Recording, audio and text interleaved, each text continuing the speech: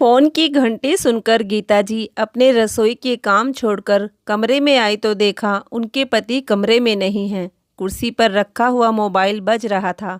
उनको स्मार्टफोन उठाना भी नहीं आता है कि किस तरह से फ़ोन को उठाकर बात की जाती है। जैसे तैसे फ़ोन उठाकर वह बात करने की कोशिश करती है, लेकिन यह क्या, उन्होंने तो फ़ोन उठाने की जगह काट ही दिया। दूसरी तरफ फ़ोन पर उनका बेटा झल्ला जाता है। लगता है आज भी माँ ने ही फ़ोन उठा लिया है। वह फिर कोशिश करता है। अब की बार जैसे तैसे गीता जी ने फ़ोन उठा लिया। उधर से उनका बेटा परवेश गुस्से में बोला, माँ कितनी देर लगा दी फ़ोन उठाने में। बेटा आजकल ना जाने कैसे फ़ोन चल गए हैं, मुझे ना तो फ़ोन उठाना आता है और ना ही मिलाना आता है। माँ आप तो गंवार की गंवार ही रह गई। आजकल छोटे से छोटा बच्चा भी फ़ोन चला लेता है। बेटे की बातें सुनकर गीता जी को बुरा तो लगा, लेकिन वह चुप रही। माँ मैंने यह बताने के लिए फ़ोन किया था कि मैं बच्चों को लेकर घर आ रहा हूँ। मेरे ससुराल में मेरे साले की शादी है। अब मेरी ससुराल और मेरा घर एक ही शहर में है, इसलिए अगले हफ्ते हम सब घर आ रहे हैं। गीता जी बोली, हाँ बेटा तुम्हारे ससुराल का कार्ड तो घर पर भी आया है। चलो अच्छा है, इतने दिनों से तुम लोग घर नहीं आए, शादी की वजह से घर भी आना हो जाएगा। घर पर कितने दिन रुकोगे बेटा? गीता जी ने अपने बेटे से पूछा। अभी आने तो दो माँ, आया हूँ नहीं और रुकने के लिए पूछने लगी। पहले जिस काम के लिए आ रहा हूँ वह तो कर लूँ, फिर जो समय रहेगा वह देख लूँगा। पता नहीं कितने सवाल करती हो तुम भी। इतना कहकर प्रवेश फ़ोन को काट देता है। अब गीता जी भी क्या करे, माँ का दिल तो माँ का दिल होता है। जब भी बेटे से बात करेगी तो आने के बारे में ज़रूर पूछेंगी, चाहे बेटा हर बार गुस्सा ही क्यों ना करे। फ़ोन को रखकर गीता जी फिर से रसोई में जाकर अपने बचे हुए कामों को निपटाने लगी। तब तक गीता जी के पति देवेंद्र बाबू जी भी घर पर आ गए। गीता जी देवेंद्र जी से बोली, अगले हफ्ते बेटा बहू घर आ रहे हैं, बहू के भाई की शादी है। अच्छा हाँ, सही याद दिलाया तुमने गीता। समधी जी ने हम दोनों को अलग से निमंत्रण दिया है। बहू के पिताजी का फ़ोन भी आया था मेरे पास, कह रहे थे कि आपको और समधन जी को भी आना है। मैंने कहा भी कि शादी में बहू बेटा आ रहे हैं और मैं आ जाऊंगा, समधन को लाने की क्या ज़रूरत है, और वैसे भी बेटे की ससुराल में आने की क्या ज़रूरत है। तो कह रहे थे कि आप भी ना कौन से ज़माने में जी रहे हैं। अब आज के ज़माने में तो सब एक दूसरे के घर आने जाने लगे हैं, और आप हमारे खास रिश्तेदार हैं। हमारी बेटी के सास ससुर हैं, एक ही शहर में हैं, तो क्या आप हमारे यहाँ शादी में नहीं आएंगे? अगर आप दोनों शादी में नहीं आएंगे तो हम बुरा मान जाएंगे। अब बताओ, हमें धर्म संकट में डाल दिया है। अब जब बेटा बहू से हम इस बारे में बात करेंगे तो पता नहीं वह क्या कहेंगे। अब बहू का व्यवहार तो तुम जानती ही हो। हाँ यह बात तो है, एक बार बेटे बहू को आ जाने दो, तब इस बारे में बात करते हैं। हफ्ते भर बाद बहू बेटे पहले घर पर आ गए। सभी लोगों का चाय नाश्ता और खाना पीना हो जाने के बाद गीता जी अपने जाने की बात उन लोगों से करती है, तो बेटा भड़कता हुआ कहता है, क्या माँ, पहले तो मैंने आपको कभी भी अपने बेटे बेटियों के ससुराल जाते हुए नहीं देखा है। आप तो कभी आरती दीदी की ससुराल भी नहीं गई हैं, फिर आप मेरी ससुराल में कैसे जाएंगी? मेरे ससुराल की शादी है, मैं अटेंड कर आऊँगा। परवेश अपनी माँ को अपने ससुराल की शादी में नहीं ले जाना चाहता था। उसको लगता था उसकी माँ बहुत ही पुराने ज़माने की है। उसके ससुराल में तो सभी बहुत ही मॉडर्न हैं। उसकी ससुराल का और उसकी माँ का कोई भी तालमेल नहीं है। माँ के जाने से कहीं उसकी इज्जत ना घट जाए, इसलिए वह अपनी माँ को ले जाने से साफ साफ मना कर देता है।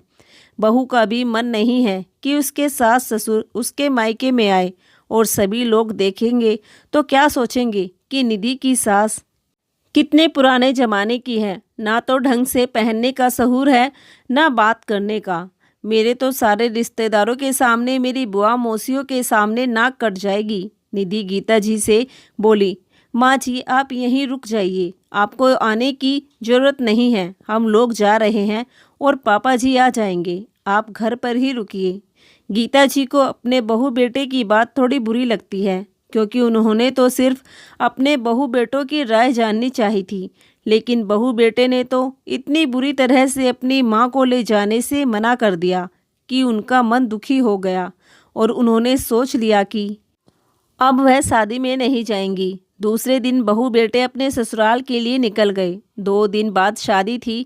शादी वाले दिन सभी लोग आ गए, लेकिन गीता जी शादी में नहीं गई। देवेंद्र जी को अकेला देखकर निधि के मम्मी पापा पूछते हैं, आप समदन जी को लेकर नहीं आए?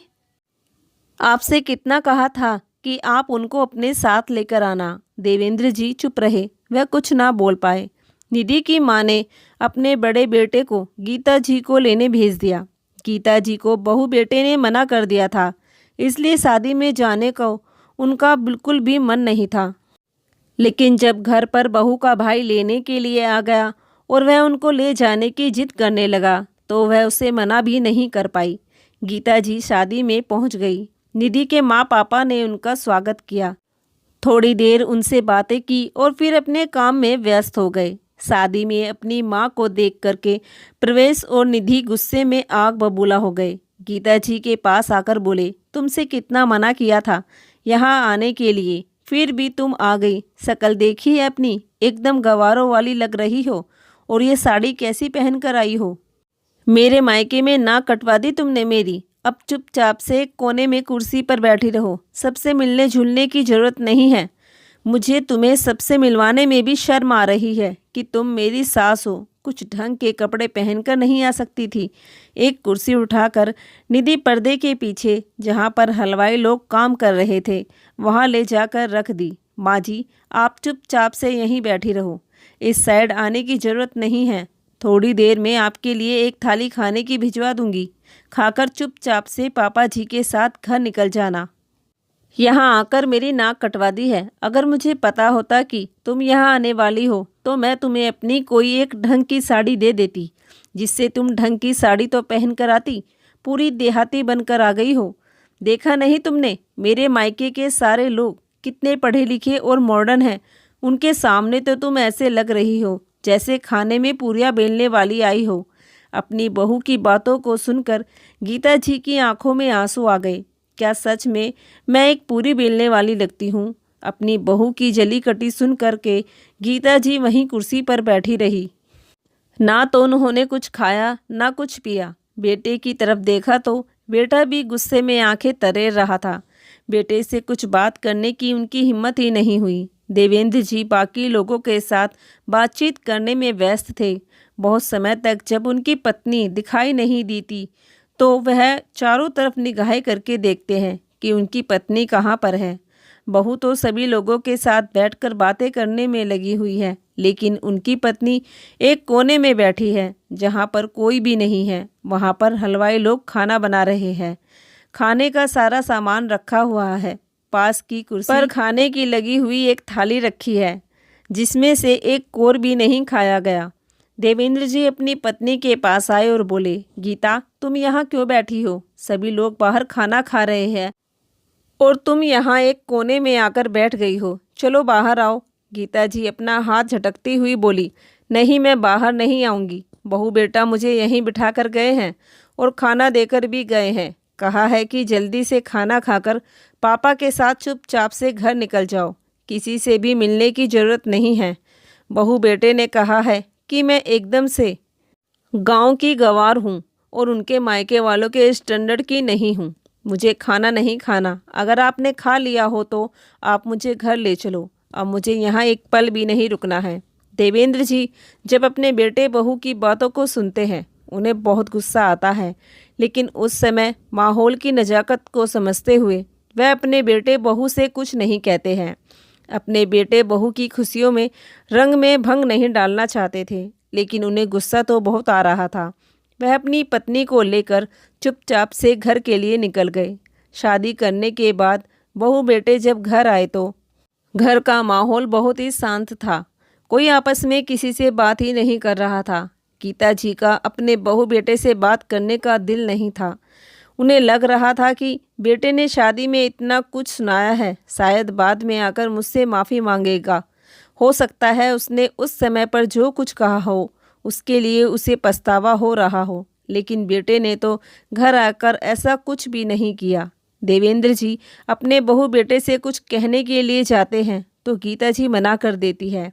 जाने दो, बेटे बहू कुछ दिनों के लिए आए हैं तो क्या घर में कलह करना।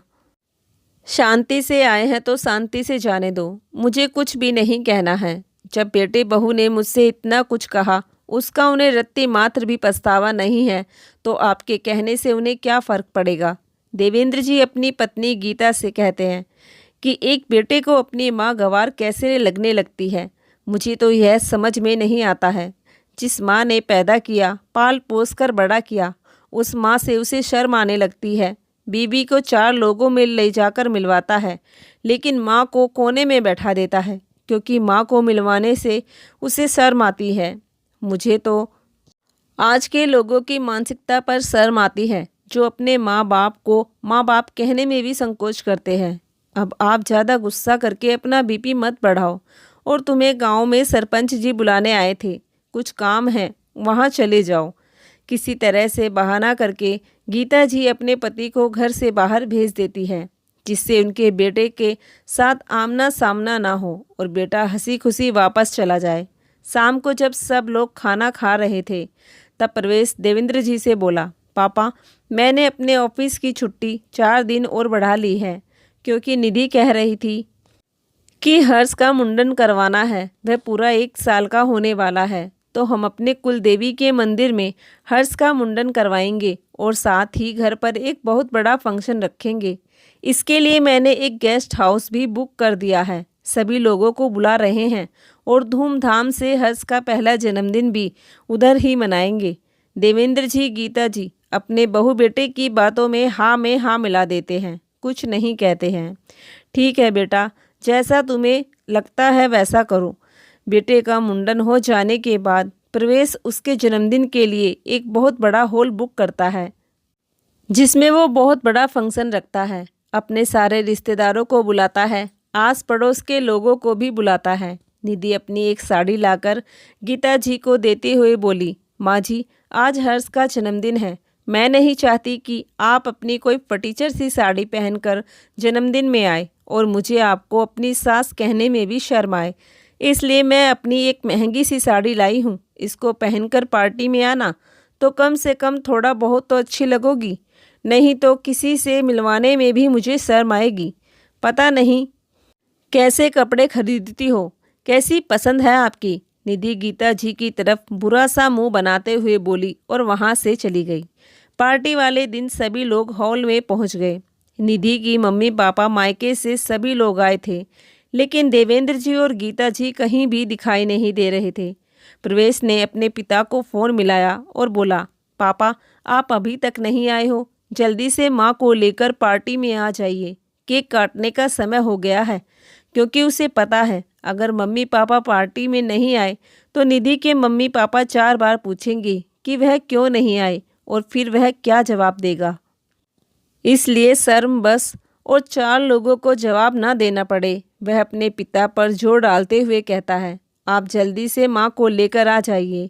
दूसरी तरफ से देवेंद्र जी अपने बेटे को जवाब देते हुए बोले, बेटा, मैं तुम्हारी पार्टी में नहीं आ सकता हूँ, क्योंकि मेरी और तुम्हारी माँ की औकात नहीं है तुम्हारी पार्टी में आने की। और तो और तुम्हारी पत्नी को तुम्हारी माँ को किसी से मिलवाने में भी शर्म आती है, और यही हाल कुछ तुम्हारा भी है। इसलिए हम लोग पार्टी में नहीं आएंगे। वह पार्टी तुम्हारे जैसे मॉडल लोगों की है, तो तुम ही उन लोगों के साथ जन्मदिन मना लो। मेरा आशीर्वाद मेरे पोते के साथ है और हमेशा रहेगा। जब देवेंद्र जी और गीता जी अपने पोते के जन्मदिन की पार्टी में नहीं आते हैं, तो पार्टी में मौजूद सभी लोग निधि और प्रवेश से सवाल करते हैं कि तुम्हारे सास ससुर क्यों नहीं आ रहे हैं। आखिर ऐसी क्या बात है जो अपने पोते के जन्मदिन पर नहीं आ रहे हैं। ज़रूर कुछ ना कुछ बात है, इसलिए नहीं आए हैं।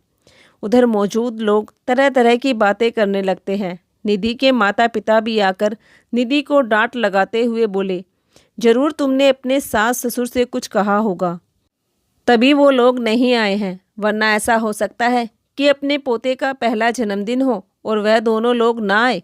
मैं उनको बहुत अच्छे से जानता हूँ। तुम लोग तो यहाँ नहीं रहते हो, हमारा तो उनसे मिलना जुलना होता रहता है।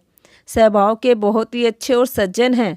जरूर उनके दिल को बहुत ठेस लगी है, जिसकी वजह से वह लोग नहीं आ रहे हैं।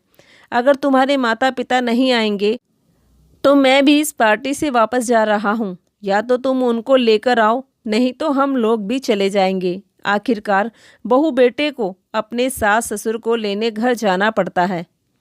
जैसे तैसे मनाकर अपने माता पिता को पार्टी में लाने के लिए तैयार तो कर लेते हैं, लेकिन गीता जी कहती हैं, बहू मैं तुम्हारी दी हुई साड़ी नहीं पहनूंगी। मेरे पास जो साड़ियाँ हैं उनमें से ही पहनूंगी। अगर तुम्हें पसंद हो तो बताओ, मैं तो ऐसी ही पहनती हूँ। अगर तुम्हें पसंद ना आए तो मैं वहाँ नहीं आऊँगी। निधि बोली, ठीक है, आपको जैसे चलना है वैसे चलो। जन्मदिन का सारा कार्यक्रम ठीक से संपन्न हो जाने के बाद गीता जी अपने छोटे से पर्स से एक डिब्बी निकालती है और उसमें से चमचमाती हुई सोने की एक चैन निकालकर अपने पोते को पहनाती हैं, जिसको देख करके बेटे बहू की आंखें फटी की फटी रह जाती है कि मैंने तो अपने माता पिता का इतना अपमान किया था, लेकिन फिर भी उन्होंने मेरे बेटे के लिए इतना महंगा गिफ्ट दिया है, सोने की चैन बनवाई है। पास में खड़े हुए निधि के पिताजी बोले, देखा निधि, पूरी पार्टी में सबसे महंगा गिफ्ट तुम्हारे सास ससुर ने ही दिया है तुम्हारे बेटे को। तो आज तो तुम्हें उनकी औकात पता ही चल गई होगी कि उनकी औकात क्या है। तुम्हारी पार्टी में इतने बड़े बड़े लोग आए हैं, लेकिन किसी ने भी इतना बड़ा गिफ्ट नहीं दिया है तुम्हारे बेटे को। किसी के पहनावे से और उसके रहन सहन से उसकी औकात को परखना अच्छी बात नहीं है। पास में खड़े हुए देवेंद्र जी कहते हैं, समधी जी एकदम सही बात कह रहे हो आप। माता पिता अपने बच्चों के लिए पूरी जी जान लगाकर अच्छा करने की कोशिश करते हैं। अपने बच्चों को महंगे से महंगी चीज़ दिलाते हैं, खुद सस्ता पहन लेंगे, लेकिन बच्चों की ख्वाहिशों के साथ कभी समझौता नहीं करते हैं। उनके खाने पीने, पढ़ने लिखने और पहनने से लेकर किसी भी चीज़ में कमी नहीं रखते हैं। लेकिन कमाल की बात है, वही बच्चे बड़े होकर अपने माता पिता को कम आंकने लगते हैं। अरे जिसकी वजह से आज वह बाबूजी बने घूम रहे हैं ना, उन्हीं को उनकी औकात दिखाने की कोशिश करते हैं, जबकि वह यह भूल जाते हैं कि यह सब उनकी वजह से ही है। आज देवेंद्र जी को मौका मिल गया था अपने बेटे बहू को सुनाने के लिए। उन्होंने भरी सभा में अपने बेटे बहू को इस तरह से सुनाया कि बेटे बहू खड़े खड़े शर्मिंदा हो गए। उन्हें अपनी गलती का एहसास हो गया कि सच में आज वह जिस पोजीशन पर हूँ, अगर मेरे माता पिता मुझे ना पढ़ाते तो मैं भी गांव में गोबर डाल रहा होता, लेकिन पढ़ लिख कर शहर में जाकर नौकरी क्या करने लगा कि अपने माता पिता ही मुझे गांव के गंवार लगने लगे। उनका रहन सहन मुझे खराब लगने लगा, जबकि बचपन में तो मैं उनके साथ इसी रहन सहन में रहा हूँ, ऐसे में ही अपना बचपन बिताया है। और फिर बेटा बहू यह क्यों भूल जाते हैं कि आज जो व्यवहार मेरे साथ कर रहे हैं, कल उनके बच्चे भी उनके साथ ऐसा ही व्यवहार करेंगे। प्रवेश अपनी माँ के पास आकर माफ़ी मांगता है और कहता है, माँ मुझसे गलती हो गई है।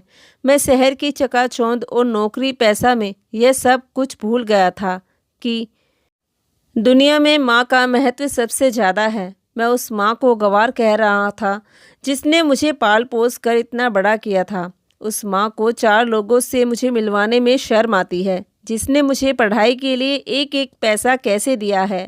मैं यह भूल गया था। मुझे माफ़ कर दो माँ। पापा आप भी मुझे माफ़ कर दो, मुझे समझ में आ गया है। निधि भी अपने सास ससुर से माफ़ी मांगती है। आज उसे अपनी सास को सास कहने में शर्म नहीं आ रही है, क्योंकि उसे पता चल गया है कि माँ बाप तो वह होते हैं जो हर दुख तकलीफ़ में अपने बच्चों का साथ देते हैं। खुद फटा पुराना पहन लेंगे, लेकिन अपने बच्चों के लिए हमेशा अच्छा से अच्छा करने की कोशिश करते हैं। तो दोस्तों ये कहानी आप लोगों को कैसी लगी? अगर पसंद आई हो तो प्लीज़ कमेंट बॉक्स में ज़रूर बताइए और कहानी को लाइक और चैनल को सब्सक्राइब ज़रूर कर लीजिए। धन्यवाद।